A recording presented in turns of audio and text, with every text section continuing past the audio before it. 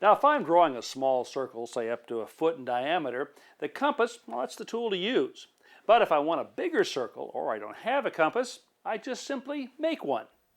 First, I drill a small hole in the end of a strip of wood. Next, I drive a finish nail into the center of the stock out of which I want to cut the circle. Clip off the head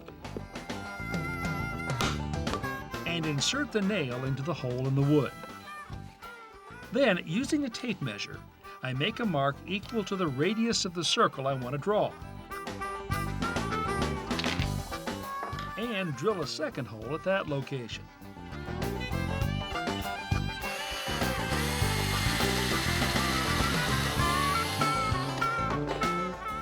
To draw a circle, I insert the nail in the first hole, pass the tip of a pencil through the second hole, and around I go.